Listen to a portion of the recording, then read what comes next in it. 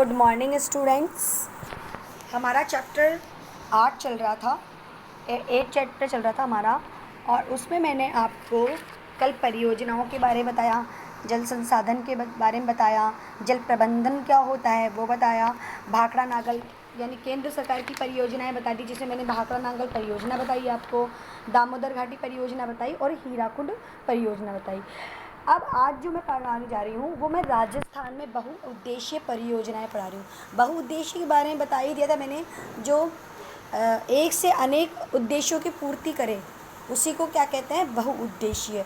और बहुउद्देशीय परियोजनाओं में या जल परियोजनाओं में मैंने आपको क्या बताया था कि एक कोई बांध बनाया जा रहा है और उस बांध से कितने प्रकार के उद्देश्य हमारे पूरे हो रहे हैं।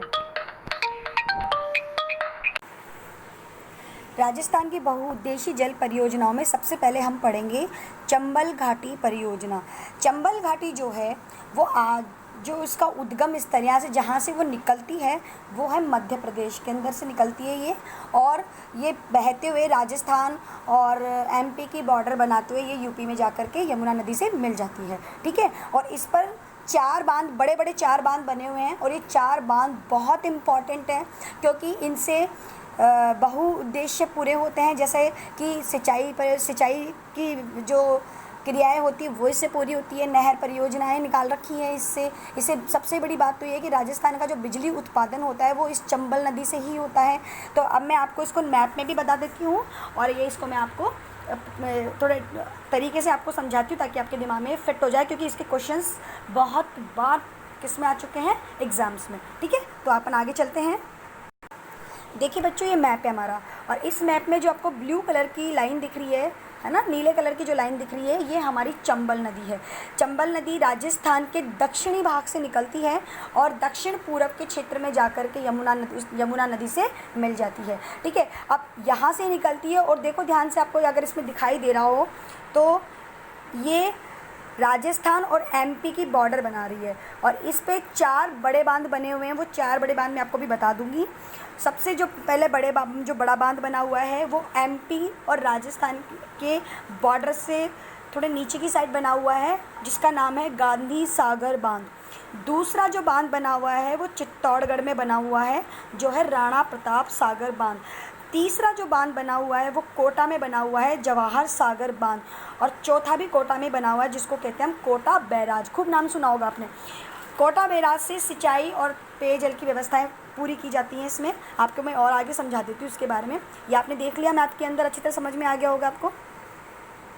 ये देखिए बच्चों, ये मैंने आपको बताया था कि ये यहाँ से एमपी है, एमपी से ये निकल रही है और यूपी में जाकर यमुना नदी में जाकर मिल रही है। ठीक है, पहला जो मैंने आपको बांध बताया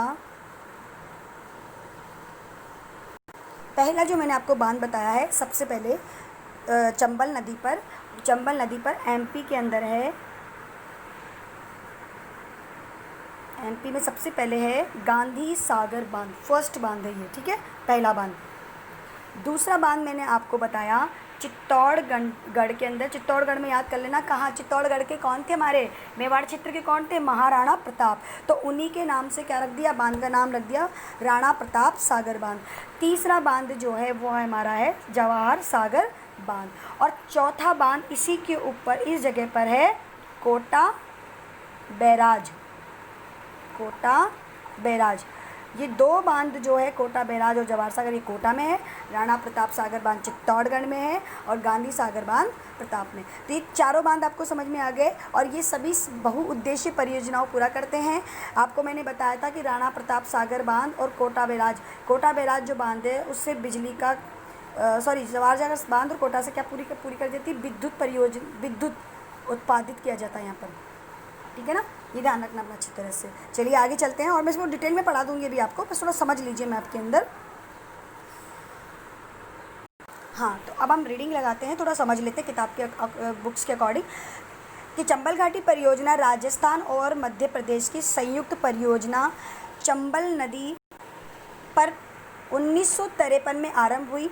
इस नदी के प्रभाव से भूमि अपर्दन तथा बाढ़ के कारण, भूमि अपर्दन का मतलब होता है कि जब ये चंबल नदी बहती है, चंबल नदी जो है वो ज़मीन को काटने के लिए बहुत फेमस है, यानी मिट्टी को अपने साथ काट काट के ले जाती है और वहाँ पर नालियाँ का अपर्दन कर देती है, यानी अवनली का अपर्दन कर देती है, यानी खड्डे कर देती है, गहरे गहरे खड्डे हो जाते हैं मिट्टी में, और पूरी मिट्टी को पूरे क्षेत्र को क्या कर देती है, बंजर। और इसका नाम जो फेमस है वो है उत्खात भूमि, यानी अपने साथ भूमि को या चट्टान को तोड़ के ले जाती है। तो उत्खात भूमि के लिए बहुत फेमस है चंबल नदी। बीहड़ भी मिलते हैं इसके यहाँ पर, अगर आप जाओगे यूपी के अंदर जाओगे और अपने यहाँ पर धौलपुर में जाओगे तो यहाँ पर बहुत बड़े बड़े बीहड़ है। बीहड़ क्या होते हैं? बीहड़ होते हैं कि गहरी गहरी खड्डे हैं और उसमें क्या बने हुए हैं, उसमें जंगल बना हुआ है पूरा का पूरा, और उन जंगलों में कौन छुपे हुए हैं? डाकू। डाकू कहाँ के फेमस है बहुत ज़्यादा? ये धौलपुर के फेमस है। तो भरतपुर, धौलपुर, करौली क्षेत्र में पूरी भूमि जो है वो चंबल अपर्दन के कारण क्या है, उत्खात हो चुकी है, और वहाँ पर क्या हो गया है, बीहड़ उग गया है बहुत ज़्यादा। ठीक है, और धौलपुर ज़्यादा फेमस है इसके लिए, बीहड़ भूमि के लिए। ठीक है, आगे बढ़ते हैं हम लोग कि बचाव। तो इन बाढ़ और अपर्दन के कारण अन्य संबंधित आपदाओं से होने वाली हानि से बचाव के लिए 3 चरणों में प्रारंभ की गई थी इस योजना को। और इस योजना के प्रथम चरण में मध्य प्रदेश के मंदसौर जिले में सबसे पहले कौन सा बांध बनाया गया? तो गांधी सागर बांध बनाया गया, तथा नहरी प्रणाली का भी निर्माण किया। नहरी प्रणाली का मतलब मैंने आपको समझा ही दिया था कि इसके द्वारा नहर निकाली गई ताकि लोग इससे क्या कर सके, सिंचाई वगैरह कर सके, कृषि वगैरह के लिए काम में ले सके। दूसरे चरण में राजस्थान के चित्तौड़गढ़ में रावत भाटा नामक स्थान पर राणा प्रताप सागर बांध बनाया गया। तीसरे चरण में कोटा बूंदी सीमा पर जवाहर सागर पिकअप बांध बनाया गया और विद्युत गृहों का निर्माण किया गया। यहाँ पर मैंने आपको बताया था कि 2 जो बांध है, जवाहर सागर बांध और कोटा बैराज से यहाँ पर क्या उत्पादित की जाती है? बिजली उत्पादित की जाती है, तथा विद्युत गृहों का निर्माण किया गया। कोटा बैराज से राजस्थान में नहरों के माध्यम से सिंचाई की जाती है, और कोटा बैराज स्पेशली खास तौर से इसमें क्या की जाती है, नहरों से सिंचाई की जाती है। अभी दूसरा पॉइंट है अपने, ये तो अपना चंबल घाटी परियोजना हो गया। तीसरी बहुत इम्पॉर्टेंट है राजस्थान में इंदिरा गांधी नहर परियोजना, और इसको IGNP भी बोलते हैं, यानी इंदिरा गांधी नहर परियोजना बहुत बड़ी है। और ये आप नहर के रूप में कह सकते हो कि राजस्थान का पश्चिमी क्षेत्र को हरियाली का जो श्रेय जाता है वो इंदिरा गांधी नहर परियोजना को ही जाता है, क्योंकि जब से इस इंदिरा गांधी नहर को निकाला गया है तब से पश्चिमी राजस्थान में रेगिस्तान में क्या हो रही है, हरियाली छा रही है। ठीक है, तो ये बहुत अच्छी बात है कि हमारे इंदिरा गांधी नहर परियोजना के द्वारा पश्चिमी राजस्थान को हरा भरा कर दिया गया है। बहुत जल्दी जोजोबा की इनकी खेती की जाएगी, जैतून की खेती की जाएगी इस क्षेत्र में। ठीक है, तो इसका श्रेय किसको जाता है? इंदिरा गांधी नहर परियोजना को किया जाता है। और मैं इसका आपको एक बार नक्शे में समझाती हूँ। ये पंजाब से निकाली गई है, पंजाब की जो सतलज नदी के क्षेत्र भाखड़ा नांगल से इस नदी को निकाला गया है वहाँ से, और वहाँ से लेते हुए इसको बाड़मेर तक ला करके छोड़ा गया इसके पॉइंट को। ठीक है, आगे और भी बड़ी परियोजना है, लेकिन अभी तक तो इसको बनाया गया। मैं आपको मैप में समझाती हूँ और इसको बताती भी है कि किस प्रकार की लगती है इंदिरा गांधी नहर परियोजना। देखिए बच्चों, ये इंदिरा गांधी नहर परियोजना आपको इसमें अच्छे से समझ में आ रही होगी कि ये पंजाब और हरियाणा के बॉर्डर के पास में जो भाखड़ा नांगल है वहाँ से निकलते हुए ये कहाँ से आ रही है? गंगानगर और हनुमानगढ़ से होते हुए जोधपुर, बाड़मेर, जैसलमेर इस क्षेत्र में आकर, और लास्ट पॉइंट इसका कहाँ पर है? बाड़मेर में है। ये 2 पॉइंट है। पहला पॉइंट जो आपको इसमें दिखाई दे रहा है ये वाला, पहले तो यहाँ तक ही लाई गई थी। फर्स्ट जो स्टेप था वो यहाँ तक लाके पूरा किया गया, और सेकंड स्टेप जो है यहाँ पे ला करके पूरा किया। अब वर्तमान में यहाँ तक ये योजना तैयार हो चुकी है, यहाँ तक इसका पानी आ रहा है, और इससे ये पूरा जो राजस्थान का पश्चिमी क्षेत्र है इसमें क्या की जा रही है? खेती वगैरह की जा रही है। और इसका श्रेय जो बताया था मैंने अभी आपको, पश्चिमी राजस्थान में जो हरियाली का श्रेय जाता है वो किसको जाता है? इंदिरा गांधी नहर परियोजना को हो जाता है। इसको मैं दिखाती हूँ आपको चित्र में कि किस प्रकार की लगती है इंदिरा गांधी नहर। ये देखिए, ये भारत के मैप में भी मैं आपको समझाती हूँ। ब्लू कलर की जो लाइन नज़र आ रही है पंजाब से ये निकल रही है, भाखड़ा नांगल परियोजना के वाले उसमें से निकाली गई है इसको, और लास्ट जो पॉइंट है हमारा यहाँ से ये निकल रही है और यहाँ जा कर के ये क्या हो रही है? एंड हो रही है। ठीक है, तो ये पूरा राजस्थान का पश्चिमी क्षेत्र है। ये तो हमारी इंदिरा गांधी क्या हो गया? IGNP, इंदिरा गांधी नहर परियोजना। ठीक है, अब आपको मैं इसका वो भी दिखाती हूँ कैसा है ये आगे। ये देखिए बच्चों, ये आपको इसमें दिखाई दे रहा होगा ये जो बना रखी है एक कैनाल के, एक नहर के रूप में बनी हुई है। अब आप लगा लीजिए पंजाब से लेकर के इतना बड़ा क्षेत्र है अपना, और उसमें इसको ये पूरी की पूरी इस तरह से क्या बनाई गई है, इसकी सीमाएं बनाई गई हैं और उसी के अंदर इसको क्या किया गया है, बनाया गया है। आपको नज़र आ रही होगी नहर इंदिरा। और देखिए इसके आसपास का क्षेत्र पूरा हरियाली हो गया है। और ये राजस्थान का कौन सा क्षेत्र है, ये जोधपुर का क्षेत्र है, ठीक है ना। सॉरी, राजस्थान का ये कौन क्षेत्र है, जैसलमेर वाला क्षेत्र है, जहाँ पर इस तरह का दिखाई दे रहा है। ओके बच्चों, राजस्थान में थार मरुस्थल में पेयजल आपूर्ति, व्यर्थ भूमि के उपयोग, व्यर्थ मतलब यहाँ पर रेगिस्तान है पूरा, तो उसको व्यर्थ भूमि कहा गया है, लेकिन अब ये व्यर्थ भूमि नहीं रही है, तथा अंतर्राष्ट्रीय सीमा पर आबादी बसाने के उद्देश्य से सतलज व रावी के संगम पर, दो नदियों का संगम बताया है मैंने आपको, सतलज और रावी के संगम पर स्थित हरि के बैराज, ये अंडरलाइन कर रखी है मैंने इस लाइन को, तो आप भी एक बार इसको अच्छी तरह से माइंड में सेट कर लीजिए कि हरि के बैराज सतलज व रावी के संगम पर स्थित है और वहाँ से इस नहर को निकाला गया है। यह नहर भारत की नहीं बल्कि एशिया की सबसे बड़ी मानव की यानी इंसान के द्वारा बनाई गई नहर है, जिसकी कुल लंबाई 649 किलोमीटर है, जिसमें 169 किलोमीटर पंजाब में बहती है तथा 14 किलोमीटर हरियाणा में बहती है और बाकी बची राजस्थान में बहती है।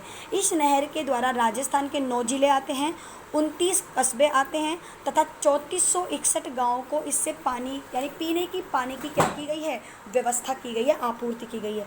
इस नहर को 2 चरणों में पूरा किया गया है, जो मैंने अभी आपको पॉइंटों में बता ही दिया था।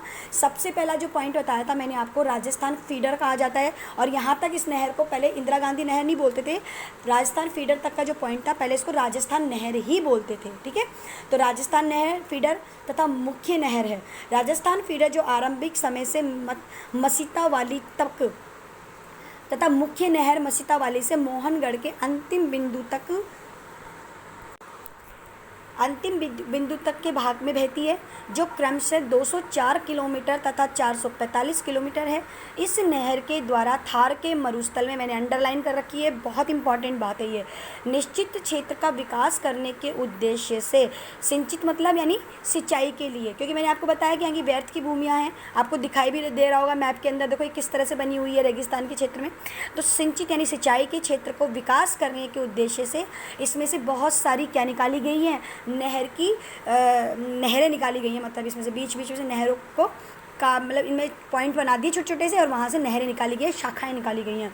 और इस जो नहर जो मुख्य नहर से जो छोटी छोटी शाखाएं निकाली गई है, छोटी छोटी नहरें निकाली गई हैं, उनको बोलते हैं लिफ्ट नहर। क्या बोलते हैं उसको, लिफ्ट नहर। अंतर्राष्ट्रीय सीमा की ओर अर्थात पश्चिमी सीमा पर 9 शाखाएं ढाल के अनुरूप तथा पूर्व की ओर ऊंचाई अधिक होने के कारण जल को ऊपर उठाकर छोटी नहरों में डाला गया है, जिसे लिफ्ट नहर कहा जाता है। इन लिफ्ट नहरों के माध्यम से विभिन्न कस्बों तथा नहरों को पेयजल उपलब्ध कराया जाता है।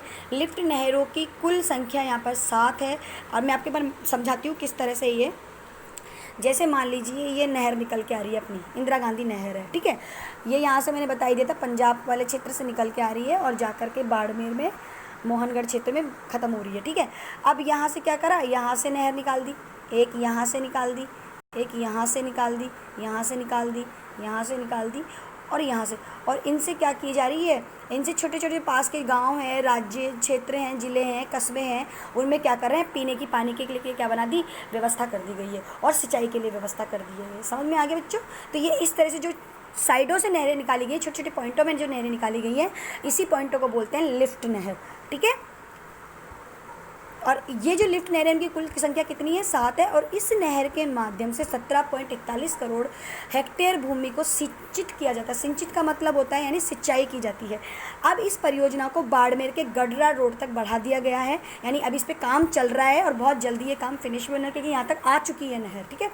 अब आ जाइए माही बजाज सागर परियोजना। अब आपको मैं मैप में समझा देती हूँ। वैसे तो इसके जो परियोजना है ये सिर्फ राजस्थान के दक्षिणी क्षेत्र के लिए ही आपूर्ति करती है, ठीक है। मैं एक बार मैप में दिखाती हूँ आपको। ये देखिए बच्चों, आपको इसमें ब्लू लाइन नज़र आ रही है, और ये जो ब्लू लाइन है यही यहाँ पर कौन है, माही नदी। क्या है ये, माही नदी। ठीक है। ये एमपी से निकलती है और एमपी में जा कर के मिल जाती है। बस ये ज़्यादा लंबा बहाव क्षेत्र में नहीं बहती है और राजस्थान के दक्षिणी भाग तक ही बहती है। और इसमें कौन कौन से क्षेत्र आते हैं हमारे, डूंगरपुर और बांसवाड़ा क्षेत्र आता है, ठीक है ना। थोड़ा सा प्रतापगढ़ आता है लेकिन ज़्यादा इसके 2 क्षेत्र ही आते हैं। और इसी को बोलते हैं आदिवासियों की गंगा, आदिवासियों की गंगा, ठीक है। क्योंकि ये जो यहाँ पे जो सबसे ज़्यादा कौन सी जाति रहती है, आदिवासी लोग रहते हैं। और आदिवासियों के लिए ये किसके रूप में है, गंगा, पवित्र गंगा के रूप में।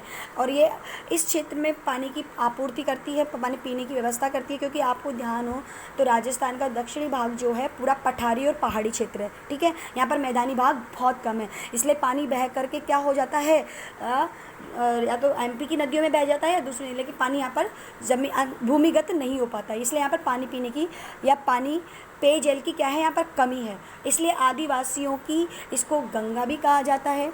और आदिवासियों का जो विकास किया जा रहा है और रोजगार की जो व्यवस्था की जा रही है वो माही नदी के किनारे पर ही किया जा रहा है, ठीक है। तो आगे पढ़े हम लोग, इसको मैं मैप में समझा दिया है। मैं आपको एक इस पर जो बांध बना हुआ है माही बजाज सागर बांध, वो भी मैं आपको पिक्चर में दिखा देती हूँ। ये देखिए बच्चों, ये है माही बजाज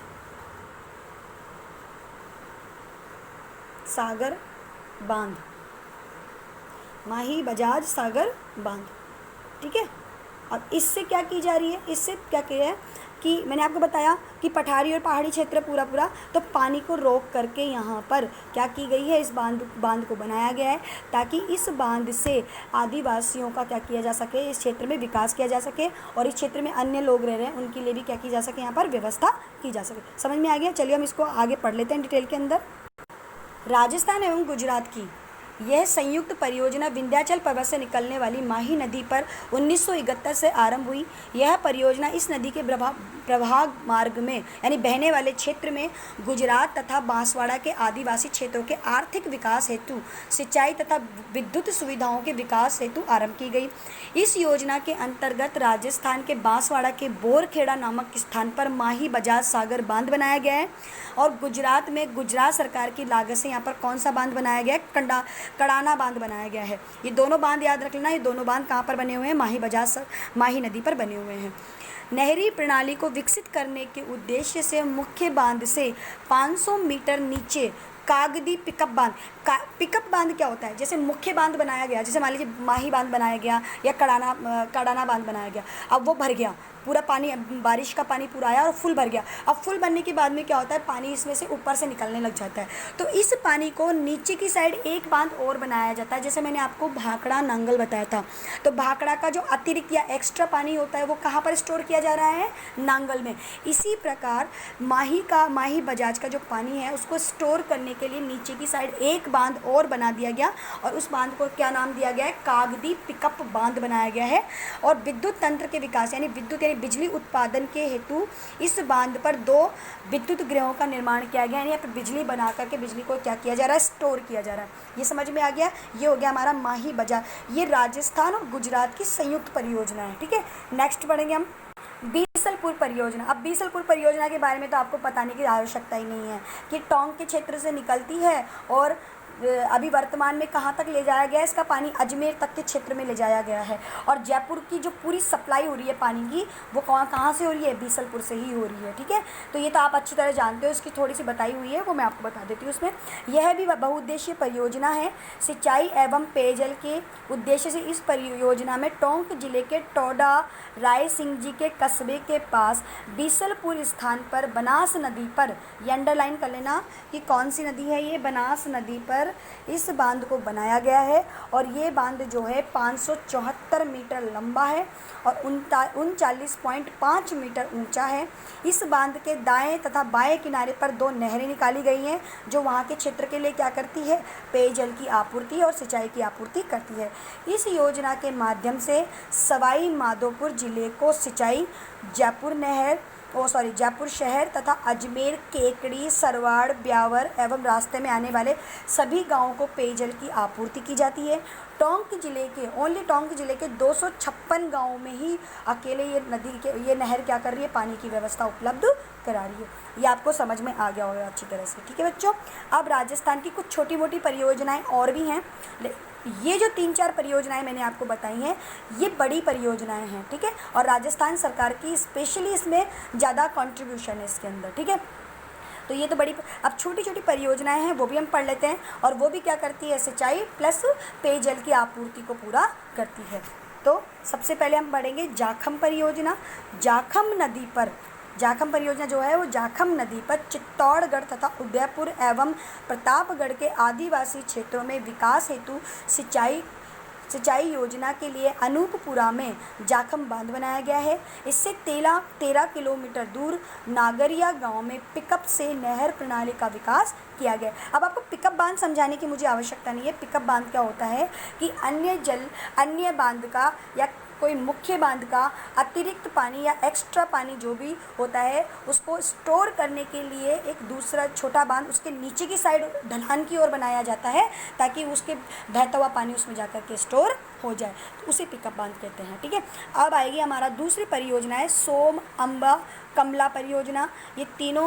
ये सोम नदी पर बांगण क्षेत्र के सिंचित विकास हेतु कमला अम्बा गांव में बांध का निर्माण किया गया है, जिससे डूंगरपुर जिले के आसपुर तथा उदयपुर की सलुम्बर तहसील के गांवों को सिंचाई की सुविधा मिलेगी। अब तीसरा जो बांध है हमारा, देखिए बच्चों, तीसरा बांध हमारा है मेजा बांध। इसको ध्यान से देख लो एक बार आप लोग कि भीलवाड़ा जिले की मांडलगढ़ तहसील के मेजा गांव में कोठारी नदी पर, ये अंडरलाइन करना क्योंकि इन बांधों पर सिर्फ यही पूछा जाएगा अगर एक नंबर के 2 नंबर के क्वेश्चन आते हैं कि ये जो बांध है जाखम बांध है वो कौन सी नदी पर है, सोम अम्बा कमला परियोजना बांध जो परियोजना है वो कौन सी नदी पर है, मेजा बांध है या मेजा परियोजना है वो किस पर है, तो सिर्फ नदियों के नाम पूछेंगे। तो इसमें भी नदी का नाम कौन सा आ जाएगा, कोठारी नदी पर इसको क्या किया गया है, और भीलवाड़ा में है ये, भीलवाड़ा में मांडलगढ़ तहसील के कोठारी नदी पर सिंचाई के लिए मेजा बांध को क्या किया गया है, यहाँ पर बनाया गया है। बांध से हाँ, और बांध से मेजा बांध की बात कर रहे हैं। मेजा बांध पर मत्स्य पालन का मतलब होता है यहाँ पर मछलियों को पाला जाता है ताकि वो क्या कर सके, अपने रोजगार का व्यवस्था कर सके या उसकी कमाई, रोज़मर्रा की ज़िंदगी को वहन करने के लिए कमाई कर सके। तो यहाँ पर मेजा बांध पर क्या किया गया, मत्स्य पालन की व्यवस्था की गई है, और यहाँ से एक नहर को भी निकाला गया है जिससे आसपास के क्षेत्र को पानी की या सिंचाई की व्यवस्था की जाती है। चौथा यहाँ पर है सिद्धमुख परियोजना। सिद्धमुख जो परियोजना है वो रावी व्यास के अतिरिक्त, रावी व्यास नदी का जो पानी जो बह कर के बारिश के टाइम पर आता है, उस पानी को स्टोर करने के लिए गंगानगर तथा हनुमानगढ़ के नौहर भादरा तथा चूरू जिले के तारानगर एवं राजगढ़ तहसीलों में 33,000 हेक्टेयर भूमि को सिंचित यानी सिंचाई करने के इस उद्देश्य से इस परियोजना को बनाया गया है। अब आएगा नर्मदा परियोजना। नर्मदा परियोजना है वो कहाँ पर है, गुजरात में है, और अभी जो स्टैचू बनाया गया है सरदार वल्लभ भाई पटेल का, वो इस नदी के किनारे इस नदी के मुहाने पर बनाया गया है। तो सरदार सरोवर बांध बनाया गया है नर्मदा नदी के ऊपर, और यहाँ से सरदार सरोवर बांध के जल से बाड़मेर तथा जालोर को पेयजल की क्या की जाती है, आपूर्ति, यानी पीने के पानी की यहाँ पर इससे क्या की जाती है, आपूर्ति पूरी की जाती है। छठा आएगा जवाई बांध। जवाई बांध पश्चिमी राजस्थान में लूणी यहाँ पर नदी का नाम है। लूणी नदी इसलिए क्योंकि ये नदी कैसी है, खारी है थोड़ी।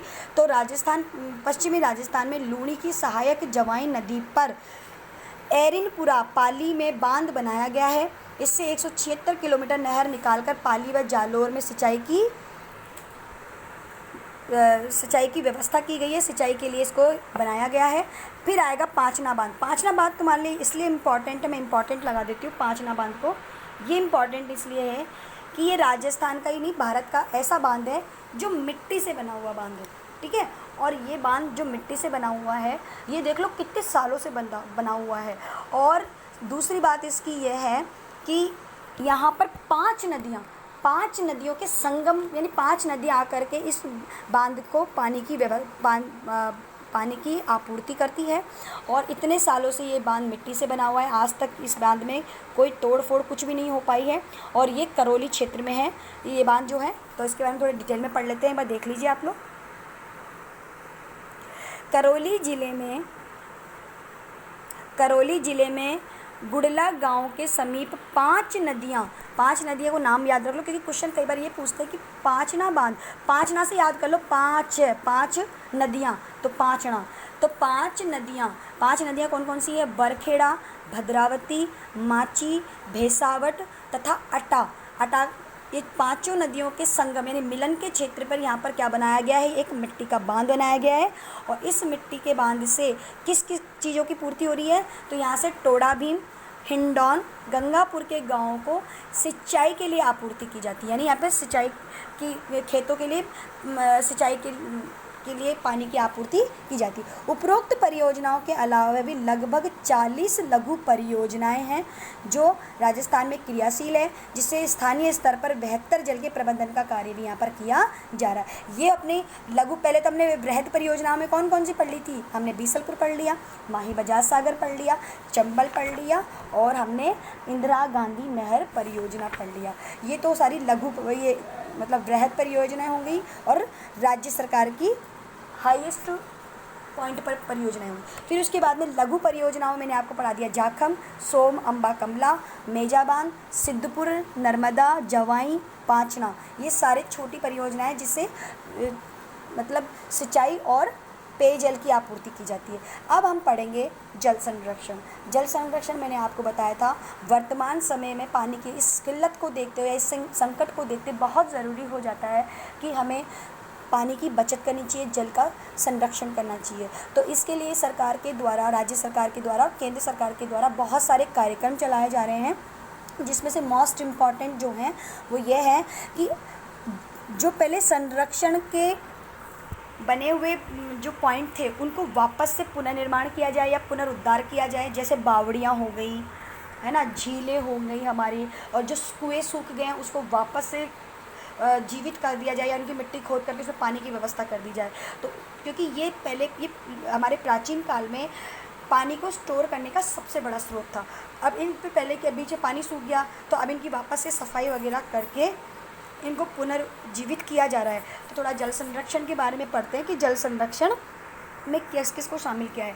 तो किसी स्थान पर वर्षा जल का उचित जल प्रबंध कर संग्रहण करना ही उस स्थान का जल संरक्षण कहलाता है, ताकि मानसून काल, मानसून मतलब बारिश का जब समय आता है और पानी बह करके नदी नालों में ना गिर के पानी को स्टोर करके भूमिगत जल को क्या करा जाए, उसके स्तर को बढ़ाया जाए। तो उसके लिए इन बावड़ियों को, कुओं को, झीलों को, तालाबों को क्या किया जा रहा है? वापस से जीवित किया जा रहा है, वापस से इनको बनाया जा रहा है, इनको मतलब क्या कहते हैं, सफाई की जा रही है इनकी। ठीक है, तो मानसून काल के अतिरिक्त जल को बांधों, तालाबों तथा झीलों तथा छोटे जल स्रोतों में इकट्ठा करके शेष अवधि में प्रयोग किया जा सके। भारतीय संस्कृति में जल को अमृत के समान माना गया है, और ये हमारी बहुत ज़रूरी भी है कि हम पानी की क्या करें, संरक्षित करने अपने आने वाली पीढ़ी के लिए। क्योंकि 2030 तक में मैंने आपको बताया था कि अगर हमने पानी की बचत करना नहीं सीखा तो 2030 तक हमारी आने वाली पीढ़ी के लिए कोई भी पानी का स्रोत नहीं रहेगा। ख़ास तौर से पीने का पानी तो बिल्कुल भी नहीं रहेगा, क्योंकि पूरी पृथ्वी पर 3% पानी है, और ये 3% पानी क्या हो जाएगा, ख़त्म हो जाएगा अगर भूमि का स्तर या भूमिगत जल स्तर यहाँ पर क्या होता चला गया, गिरता चला गया। तो ठीक है, अब मैं आपको परंपरागत जल स्रोत बता रही हूँ थोड़े से आपको। परंपरागत का मतलब है पुराने तरीक़ों से क्या पानी को कैसे बचत की जाती थी, कैसे इनका स्टोर किया जाता था, कैसे इनका संरक्षण किया जाता था। तो सबसे पहले मैं बताऊँगी आपको बावड़ी के बारे में। अब बावड़ियाँ कैसी होती हैं? बावड़ियाँ तो मेरे हिसाब से आप सभी ने देखी होंगी। बावड़ियाँ कैसी होती हैं कि चारों तरफ बिल्डिंग होती है और नीचे गहराई में जाकर, यानी थोड़े से सीढ़ियाँ होती हैं, सीढ़ियों से नीचे उतरने के बाद उसके अंदर पानी स्टोर किया जाता है। चतुर्कोश, ये चतुर्कोणीय भी होती हैं, ये गोल भी होती है, ये वर्तुलाकार भी होती हैं, और मतलब अलग अलग डिज़ाइंस होते हैं इनके। ठीक है, और कई बावड़ियाँ तो इतनी सुंदर होती हैं, जिसमें से एक चांद बावड़ी तो बहुत फेमस है, दौसा की चांद बावड़ी हो गया हमारा। बूंदी शहर तो फेमस ही बावड़ियों के शहर के नाम से, क्योंकि बूंदी में सबसे ज़्यादा बावड़ियाँ बनी हुई है। क्योंकि मैंने आपको ये बताया था कि बूंदी जो क्षेत्र है या फिर बांसवाड़ा जो क्षेत्र है, डूंगरपुर क्षेत्र है, इन राजस्थान के दक्षिणी क्षेत्र में पहाड़ी और पठारी क्षेत्र ज़्यादा है, तो यहाँ पर पानी रुकता नहीं है। तो इन पानी को, बारिश के पानी, और सबसे ज़्यादा बारिश भी यहीं पर होती है, ये भी ध्यान रखना आप लोग कि राजस्थान के दक्षिणी क्षेत्र में सर्वाधिक बारिश होती है।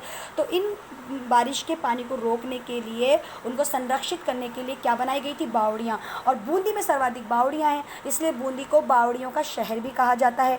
दौसा में भांडारेज की बावड़ी बहुत फेमस है, चित्तौड़ में विनाता की बावड़ी बहुत फेमस है, और दौसा में एक बावड़ी बहुत सुंदर है जिसका नाम है आभानेरी की बावड़ी। यहाँ पर आपको ध्यान हो तो शाहरुख खान की एक पिक्चर भी बनी थी पहेली, ठीक है, पहेली का सीन भी दिखाया गया था बावड़ी में, उसके मैं आपको पिक्चर्स भी दिखा दूंगी, मैं एक अलग से वीडियो बनाऊंगी पिक्चर का, तो उसमें मैं बता दूंगी बावड़ियाँ कैसी कैसी होती है और कितनी सुंदर सुंदर बावड़ियाँ, देखने लायक बावड़ियाँ हैं, राजस्थान की हैं।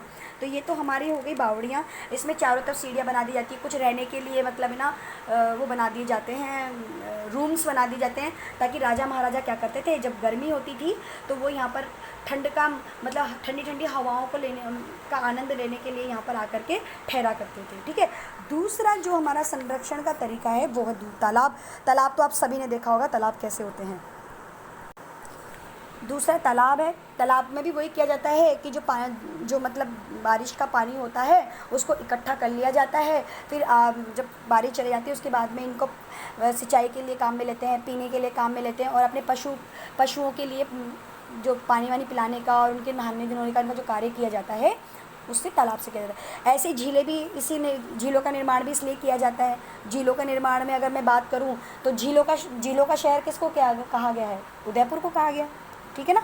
उदयपुर क्यों फेमस है? उदयपुर फेमस इसलिए है कि लेक सिटी बोलते हैं, क्योंकि सबसे ज़्यादा झीलें कहाँ पर है? उदयपुर में है। नाड़ी क्या होता है? नाड़ी देखो मैं आपको बताती हूँ एक बार। नाड़ी में जो है, नाड़ी हुआ, टाका हुआ, जोहड़ हुआ, बेरी हुआ, इन सब के बारे में कल आपको पढ़ाऊंगी, क्योंकि हमारा वीडियो बहुत लंबा हो जाएगा।